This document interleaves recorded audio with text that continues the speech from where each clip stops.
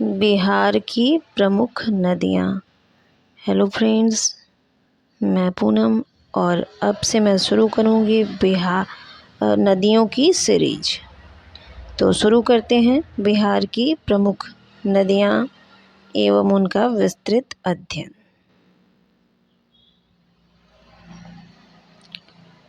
बिहार की नदियाँ न केवल इसकी भौगोलिक विशेषता हैं बल्कि ये संस्कृति और आर्थिकी का भी महत्वपूर्ण हिस्सा है। इस प्रस्तुति में हम बिहार की प्रमुख नदियों का विस्तृत अध्ययन करेंगे, जिसमें उनकी महत्ता, विशेषताएं तथा पर्यावरणीय प्रभाव शामिल हैं।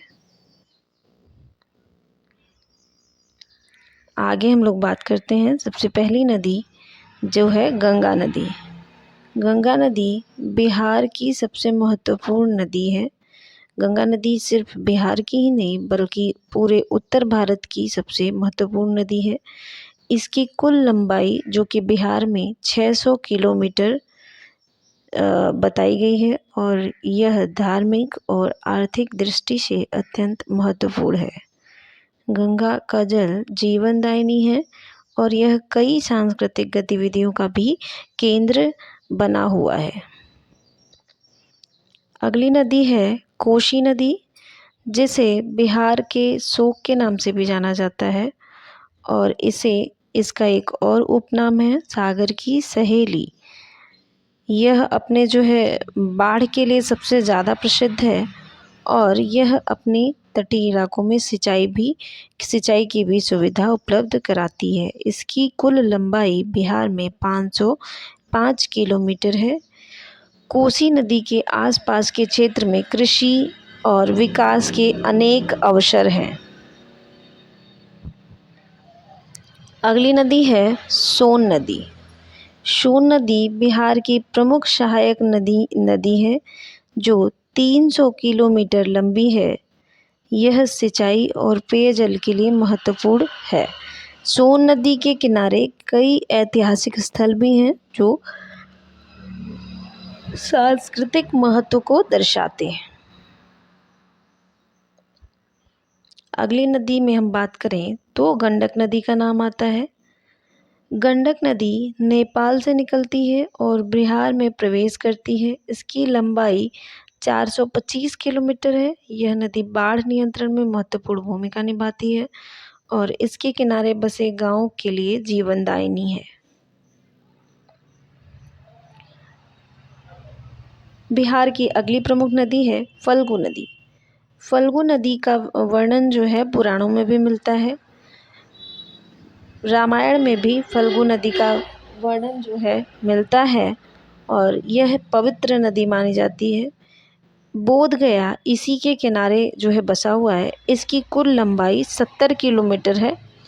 फल्गु नदी का जल कई धार्मिक अनुष्ठानों में भी जो है प्रयोग होता है और यह पर्यटन का एक आकर्षण केंद्र है। धलई नदी। धलई नदी बिहार के मधुबनी जिले से जो है निकलती है। इसकी लंबाई लगभग 80 किलोमीटर है और यह नदी स्थानीय कृषि के लिए महत्वपूर्ण है और इसके आसपास के क्षेत्र में जैव विविधता भी पाई जाती है। अगली नदी है कमला नदी। कमला नदी नेपाल से निकलती है और बिहार के सहरसा जिले में बहती है। इसकी लंबाई लगभग 100 किलोमीटर है। यह नदी बाढ़ के लिए जानी जाती है और इसके किनारे बसे गांव की आर्थिक स्थिति पर जो है गहरा प्रभाव डालती है।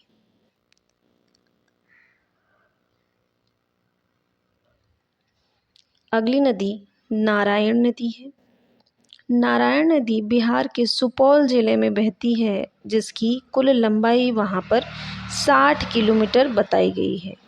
यह नदी स्थानीय पारिस्थितिकी के लिए महत्वपूर्ण भूमिका निभाती है। इसके किनारे कई पौधों और जीवों की प्रजातियां पाई जाती हैं। अगली नदी है बागमती। बागमती नदी नेपाल से निकलकर बिहार में प्रवेश करती है। इसकी लंबाई 507 किलोमीटर है। यह नदी पर्यावरणीय दृष्टि से महत्वपूर्ण है और इसके किनारे कई सांस्कृतिक स्थल भी स्थित हैं। बागमती नदी का जल स्थानीय लोगों के लिए आवश्यक है। अगली नदी है कर्मनाशा नदी। कर्मनाशा नदी बिहार के रोहतास जिले से निकलती है। इसकी लंबाई 50 किलोमीटर है। यह नदी क्षेत्र की जलवायु और पारिस्थितिकी को प्रभावित करती है। स्थानीय लोगों के लिए जल स्रोत का काम करती है।